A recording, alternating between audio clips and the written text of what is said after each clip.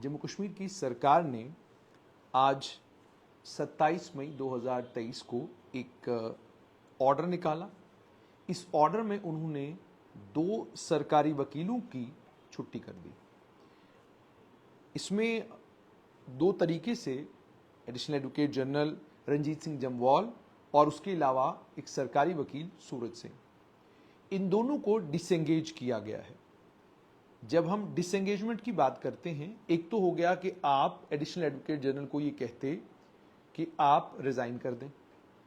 और दूसरा कि आपने रिजाइन करने के लिए नहीं कहा बल्कि सरकार ने डिसएंगेज किया, यानी सरकार ने एडिशनल एडवोकेट जनरल के तौर पर कार्यभार दिया रंजीत सिंह जम्वाल को, एडवोकेट रंजीत सिंह जम्वाल को। और उसके अलावा आप जानते हैं कि आप जानते हैं सूरज सिंह के बारे में तो आप बखूबी जानते हैं कि पिछले दिन उनके लिए ज़बरदस्त लड़ाई भी लड़ी गई थी, और उस लड़ाई में सरकार से ये गुहार लगाई गई थी कि एक वकील है जिसकी देखने की क्षमता नहीं है या जिसकी देखने की क्षमता कमज़ोर है, उस वकील को लेकर गुजारिश की गई हुकूमत से कि भाई आप इसे जो है सरकारी वकील बनाएं, कोई सरकारी कामकाज इसे दे। सरकार ने सरकारी कामकाज सूरज सिंह को दिया, एडवोकेट सूरज सिंह को दिया। सरकारी कामकाज देने के बाद आज उन्हें भी डिसएंगेज कर दिया गया है। बड़ी हैरानगी की बात यह है कि रंजीत सिंह जम्वाल, एडवोकेट रंजीत सिंह जम्वाल जो एडिशनल एडवोकेट जनरल थे, जिनका ताल्लुक आम लफ्जों में यूं कहा जाए, जिससे भी बात की जाए वो साफ तौर पर यह कहता था कि जिनका ताल्लुक भारतीय जनता पार्टी के साथ था, जो कई संगठनों के साथ जुड़े हुए थे, और यह भी आपको याद होगा कि कई संगठनों के साथ इस समय भी जुड़े हुए हैं। यह भी आपको याद होगा कि उन्होंने Jammu Kashmir high court bar association Jammu का चुनाव भी लड़ा था, अध्यक्ष के पद के लिए उन्होंने चुनाव भी लड़ा था। और उस समय यह भी लोगों के बीच में बात चली गई थी कि बीजेपी ने एडवोकेट रंजीत सिंह जम्वाल को अपना कैंडिडेट बनाकर बार के चुनाव में उतारा है। हालांकि आधिकारिक तौर पर भारतीय जनता पार्टी ने कभी यह बात नहीं कही, लेकिन लगभग जिस भी वकील से आप बात करते वो एडवोकेट रंजीत सिंह जम्वाल के बारे में ये बात जरूर करता। उसके बाद जब वो चुनाव हार गए, उनके चुनाव हारने की थोड़ी ही देर के बाद उन्हें एडिशनल एडवोकेट जनरल बनाया गया। और आज जो ये ऑर्डर आया है 27/5/2013 का, इस ऑर्डर में एडवोकेट रंजीत सिंह जम्वाल को सरकार ने डिसएंगेज किया है। अब जब मैंने जानकारी लेने की कोशिश की और मैंने पूछा कि मामला असल में क्या है, तो अलग अलग लोग अलग अलग तरह की बात कर रहे हैं। कुछ सूत्रों के हवाले से जो खबर आई है उसके मुताबिक एक मामला था हाईकोर्ट में, residents of district development DDC Pouni और भारत सरकार के बीच में एक केस है। इस केस में जो पोनी डीडीसी की तरफ से जो वकील हैं उनमें सीनियर एडवोकेट मोहम्मद असलम गोहनी और उसके अलावा एडवोकेट सैयद तंजील इलाही हैं, और भारत सरकार की तरफ से थे additional advocate general Ranjit Singh Jamwal, senior advocate UK Jalali और उसके अलावा एडवोकेट शिवानी जलाली। अब यूं बताया जा रहा है कि इस मामले में आज डिविजनल कमिश्नर जम्मू रमेश कुमार को कोर्ट में हाजिरी देनी पड़ी और लगभग 2 घंटे वो कोर्ट में बैठे रहे, और उसके बाद भी कोर्ट ने सरकार के पक्ष की बात नहीं सुनी और स्टे जो है वो डीडीसी पोनी की तरफ से जो लिटिगेंट थे उन्हें मिल गया। अब जाहिर सी बात है सरकार को यह भी झटका लगा है। दूसरी तरफ जब मैंने ये मालूम करने की कोशिश की कि एडवोकेट सूरज सिंह को लेकर सरकार ने आखिरकार ये फैसला क्यों लिया, अगर उन्होंने एक नाबीना वकील को सरकारी वकील बनाया था तो अचानक उससे ये सारा कामकाज क्यों छीन लिया गया, तो जो सूत्रों के हवाले से खबर आई उसमें यह बताया जा रहा है कि उन्होंने एडवोकेट जनरल के दफ्तर में कल कोई हंगामा किया था, और उसके अलावा टूरिज्म डिपार्टमेंट के टूरिज्म विभाग, माफ कीजिएगा, सोशल वेलफेयर विभाग के लोगों ने उनके ऊपर यह आरोप भी लगाए थे कि उनका व्यवहार टूरिज्म विभाग के अफसरों के साथ ठीक नहीं था। यह आरोप भी उनके ऊपर लगाया गया है कि उनका व्यवहार एडवोकेट जनरल के दफ्तर में जो एडमिनिस्ट्रेटिव ऑफिसर हैं उसके साथ भी ठीक नहीं था। इसके चलते जहां सोशल वेलफेयर विभाग के ऑफिसर उनसे नाराज थे, वहीं पर एडवोकेट जनरल के दफ्तर में जो एडमिनिस्ट्रेटिव ऑफिसर, सूत्रों के हवाले से खबर आ रही है, हालांकि इसकी पुष्टि अभी तक ना तो एडवोकेट सूरज सिंह ने की है और ना ही एडवोकेट जनरल के दफ्तर ने ये बात मानी कि ऐसा कुछ हुआ है। लेकिन जो वकला हजरात से जानकारी मिली है उसके मुताबिक कोई झगड़ा हुआ, और उसके अलावा यह भी बताया जा रहा है कि एडवोकेट सूरज सिंह के व्यवहार से भी सोशल वेलफेयर विभाग परेशान था, जिसके चलते जो है उन्हें भी डिसएंगेज किया गया। यहां पर यह भी बताना आपको जरूरी है कि पिछले दिनों एक खबर आई थी जिसमें यह कहा गया था कि मुख्य सचिव यानी चीफ सेक्रेटरी ने बाजाब्ता लॉ डिपार्टमेंट को यह आदेश दिया था कि जितने भी सरकारी वकील हैं या advocate general, additional advocate general हैं या बाकी वकील जो भी सरकार को रिप्रेजेंट करते हैं, इन्हें कहिए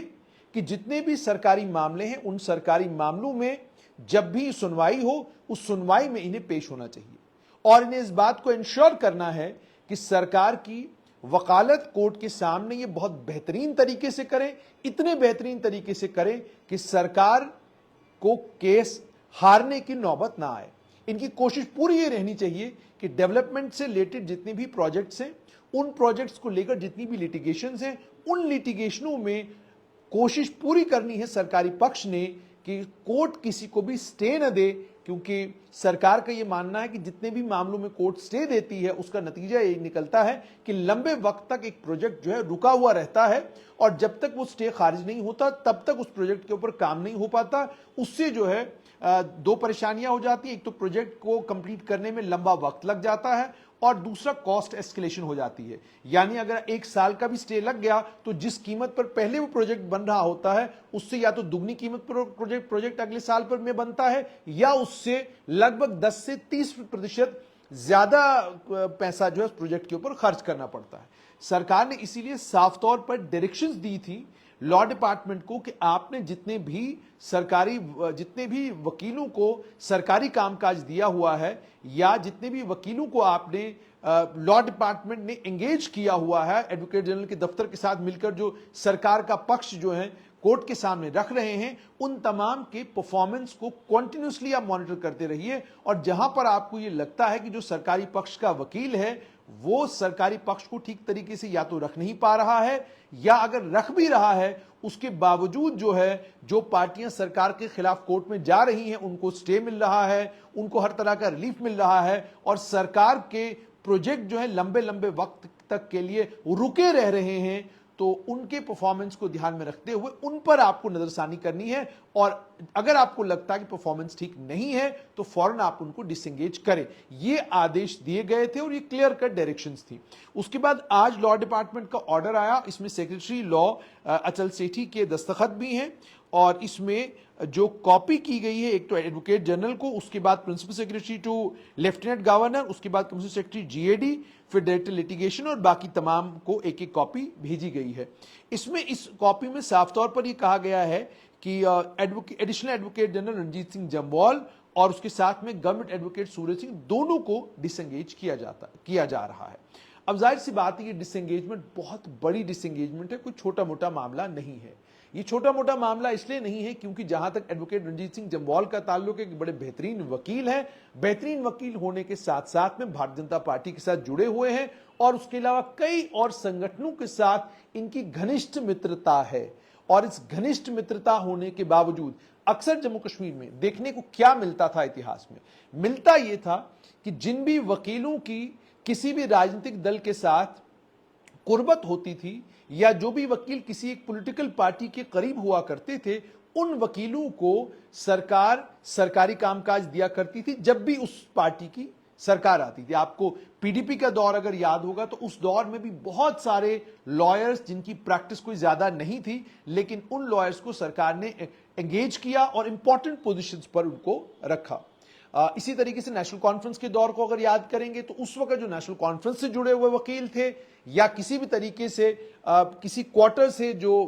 सरकार तक अपनी बात पहुंचा पाते तो उन वकीलों को लगाया जाता था। लेकिन अब ये बिल्कुल अलग सा देखने को मिल रहा है कि सरकार की साफ तौर पर नजर जितने भी वकील एंगेज किए गए हैं उनके कामकाज पर है, और जहां उनको लगता है कि कामकाज अच्छा है तो वकील लंबे वक्त तक काम कर रहे हैं, और जहां सरकार को सूत्रों के मुताबिक लगता है कि कामकाज ठीक नहीं है वहां पर वकीलों को डिसएंगेज किया जा रहा है। जैसे मैंने आपको कहा कि ये डिसएंगेजमेंट है। अगर ये होता कि आपने इस्तीफा दे दिया, अगर ये होता कि आपने सरकारी कामकाज छोड़ दिया तो कहते हैं कि भाई आपने इस्तीफा दे दिया। लेकिन डिसंगेज करना ये जो है ये समझ से परे है। बहुत सारे वकील हजरात जिनसे मेरी बात हुई उन्होंने कहा ये बड़ा अनफॉर्चुनेट है कि सरकार जब किसी एक लॉयर को एक इंपॉर्टेंट पोजीशन देती है और उसके बाद उससे कामकाज लेना शुरू करती है, फिर जब इस तरीके से उसे डिसंगेज करती है, ये उस लॉयर के लिए ठीक नहीं। हालांकि उन्होंने कहा कि लॉयर्स फ्रेटर्निटी में इससे कोई फर्क नहीं पड़ता, वो काबिल लोग हैं, वो अपना कामकाज दोबारा से वैसे ही करते रहेंगे, लेकिन पहले आप एंगेज करते हैं, बाद में आप डिसंगेज करते हैं, आप एक इंपॉर्टेंट पोजीशन देते हैं, बाद में आप उस इंपॉर्टेंट पोजीशन से हटा देते हैं और आप एक्सप्लेन भी नहीं करते, आप वजह भी पब्लिक में नहीं बताते कि आपने किस बुनियाद पर इन्हें डिसंगेज किया है। जाहिर सी बात है ये होना चाहिए कि अगर आप किसी भी वकील को डिसंगेज कर रहे हैं तो आपको पब्लिक में यह भी बताना होगा कि किन बुनियादों पर आपने डिसंगेज किया है। क्या वाकई आपने परफॉर्मेंस की बुनियाद पर डिसंगेज किया है, या आपके डिसंगेजमेंट की वजह यह है कि किसी ब्यूरोक्रेट को लग रहा है कि ये वकील ठीक तरीके से काम नहीं कर रहे हैं, इनकी जगह हमें किसी और को रखना चाहिए, या आपको यह लग रहा है कि किसी ब्यूरोक्रेट को वकील के होते हुए भी कोर्ट में जाकर जो है वहां पर पेशी देनी पड़ी, वहां पर कोर्ट के सामने उसको खड़ा होना पड़ा। तो अगर इससे ब्यूरोक्रेट नाराज हो रहे हैं या वो डिसअपॉइंट होते हैं या उनको अच्छा नहीं लगता कि उन्हें कोर्ट में बुलाया जा रहा है, वहां पर खड़ा किया जा रहा है और जज साहब उनसे सवाल जवाब कर रहे हैं, तो इसके चलते उन्हें लगता है कि नहीं जी ये वकील आपने रखे हैं तो इनके कारण ये सारी परेशानी है, इन्हें डिसंगेज करें, इनकी जगह किसी और को एंगेज करें, अगर ये है तो ये भी समझ से परे है। जाहिर सी बात है कोई भी वकील जब कोर्ट में केस लड़ने के लिए जाता है, तथ्य वो कोर्ट के सामने रखता है, जज साहब के सामने रखता है, और फिर उसके बाद ये जज साहब के ऊपर है, जब वो पूरे केस को सुनते हैं, सुनवाई करने के बाद ये उनके ऊपर है कि कानून की समझ जो वो रखते हैं, जिस तरीके से वो चीजों को देखते हैं, वो केस में फैसला क्या लेते हैं। तो ये वकील के अपने हाथ में तो कतई नहीं है कि वो जज साहब क्या फैसला लेंगे, ये वकील के हाथ में तो कतई नहीं है कि जज साहब स्टे देंगे कि नहीं देंगे। और ये मान के क्यों चलना है कि आपके पास एडिशनल एडवोकेट जनरल है, आपके पास एडवोकेट जनरल है, लेकिन उसके बावजूद कई मामले ऐसे हैं जिनमें सरकार की अच्छी खासी धुलाई जो है वो कोर्ट ने की है। पीछे आपको Jammu Kashmir service selection board के मामले में आपने देखा होगा कि बहुत वरिष्ठ वकील सरकार की तरफ से कोर्ट में पेश हुए, खुद एडवोकेट जनरल कोर्ट में पेश हुए, लेकिन उसके बावजूद जो जजमेंट आई वो जजमेंट कितनी खतरनाक थी और उस जजमेंट में क्या कुछ रिमार्क्स नहीं Jammu Kashmir service selection board को और सरकार के कामकाज को लेकर कोर्ट ने पास नहीं किए। तो वहां पर तो आपने ना तो एडवोकेट जनरल की काबिलियत को जज किया और ना ही आपने बाकी सरकारी वकीलों की काबिलियत को जज किया। लेकिन ऐसा लगता है कि कुछ एक अफसरों के मामले में या कुछ एक ब्यूरोक्रेट्स के मामले में आपको लगता है कि हमको वकीलों की काबिलियत भी जज करनी है, वकीलों के कामकाज को भी देखना है और उनकी काबिलियत और उनका कामकाज देखकर हमको फैसला करना है कि आगे क्या करना है। अब आप देखिए आपके सामने ये मामला भी है, Jammu Kashmir service selection board में आपके केस की सुनवाई जून के महीने में है, आपकी सारी रिक्रूटमेंट रुकी पड़ी है, आप रिक्रूटमेंट का प्रोसेस आगे बढ़ा नहीं पा रहे हैं, तो उस मामले में आपने क्या कार्रवाई की। अन्य कई और मामले हैं जिन मामलों में कोर्ट ने स्टे दिया हुआ है। आपने एक एंटी एनक्रोचमेंट ड्राइव शुरू किया, उस एंटी एनक्रोचमेंट ड्राइव में कई मामलों में कोर्ट ने स्टे दे दिया हुआ है। तो कहने का मतलब यह है कि जितने भी स्टे हुए हैं आपके, क्या उन तमाम स्टे, जितने भी वकील उन मामलों में पेश हुए, क्या उन सबको आपने जो है बाहर का रास्ता दिखा दिया, या ये कोई और मामला। ये सब बातें वकीलों के बीच में हो रही हैं। हमें लगा कि खबर बहुत अहम है, क्योंकि जब आप पुरानी सरकारों को देखते हैं तो बहुत कम मौके आपको ऐसे मिले होंगे जहां पर आपने देखा होगा कि किसी राजनीतिक दल से या किसी एक संगठन से जुड़े हुए आदमी को इस तरीके से सरकार ने डिसंगेज किया हो। कभी ऐसा मौका इससे पहले देखने को नहीं मिला। और दूसरे से मैंने आपको कहा कि अगर स्टे लेने की बात है, अगर किसी ऑफिसर को समन करने की बात है कि उसे कोर्ट ने समन करके कोर्ट ने बुलाया है, तो वो तो कोर्ट का हक है, वो तो जज साहिबान का हक है। उसमें तो सरकारी वकील हो और कितना भी बड़ा वकील हो, कोई फर्क नहीं पड़ता। सरकार को जहां पर लगता है, माफ कीजिएगा, जहां पर जज साहिबान को लगता है वो किसी को भी बुला सकते हैं। जहां पर उनको लगता है कि जो उनकी डायरेक्शंस हैं, जो उन्होंने कहा है उसको ठीक तरीके से माना नहीं गया है, वहां पर तो वो किसी को भी कोर्ट में बुला सकते हैं। अब अगर यही पैमाना हो तो फिर तो जो बड़े वकील हैं, कपिल सिब्बल की बात की जाए या बहुत सारे और वकील हैं, उन तमाम वकीलों की भी जिंदगी के, आप सोली सोराब जी की बात करें, अगर वकीलों की बात करनी है तो राम जेठमलानी की बात करें, बहुत सारे वकील हैं। आप पूरा इतिहास खंगाल कर देखिए, कितने मामलों में ऐसा हुआ कि कोर्ट ने इनकी बात नहीं मानी, केस हार गए ये लोग। अभी कपिल सिब्बल कितने केसों में ऐसा हुआ कि उनके खिलाफ फैसला आ गया, कितने केस ऐसे हुए जिन केसों में सॉलिसिटर जनरल के खिलाफ फैसला आ गया। कितने केस ऐसे हैं जिन केसों में बहुत बढ़िया वकील सरकार की तरफ से, केंद्र सरकार की तरफ से सुप्रीम कोर्ट के सामने पेश हुए, लेकिन उसके बावजूद सुप्रीम कोर्ट ने फैसला जो सरकार के खिलाफ दे दिया। तो क्या उसके बाद सरकार ने उन वकीलों को डिसंगेज किया? नहीं, ऐसा नहीं होता। सरकार की जाहिर सी बात है, ये जब आप एक टीम तैयार करते हैं, उस टीम में आपको हर वक्त कामयाबी मिले ऐसा संभव नहीं है। कई बार आपको कामयाबी मिलती है और कई बार आपको हार का सामना भी करना पड़ता है। लेकिन दूसरी सबसे बड़ी बात, जैसे मैंने आपको कहा कि जब सीनियर एडवोकेट सूरज सिंह की बात की जाए, वो नाबीना हैं और उन्हें कुछ विभाग दिए गए थे, मगर उनके बिहेवियर को लेकर जो सोशल वेलफेयर विभाग से भी पता चला, उसके बाद एडवोकेट जनरल के दफ्तर से भी पता चला, तो उसमें उन्होंने बहुत सारी बातें जो मुझे भी बताई, जो वहां पर सूत्र हमारे जो बातें मुझे बताई, तो उससे मुझे जाहिर सी बात ये लगा कि सरकार को ये लगा कि जहां बिहेवियर का ताल्लुक है वहां पर कॉम्प्रोमाइज करना जरा मुश्किल हो जाएगा। तो ये बात सरकार की है, लेकिन हमारी कोशिश रहेगी कि हम दोनों वकील, एडवोकेट रंजीत सिंह जम्वाल और उसके साथ में एडवोकेट सूरज सिंह, दोनों से बात करें और मालूम करें कि उनका इस डिसएंगेजमेंट के बारे में क्या कहना है।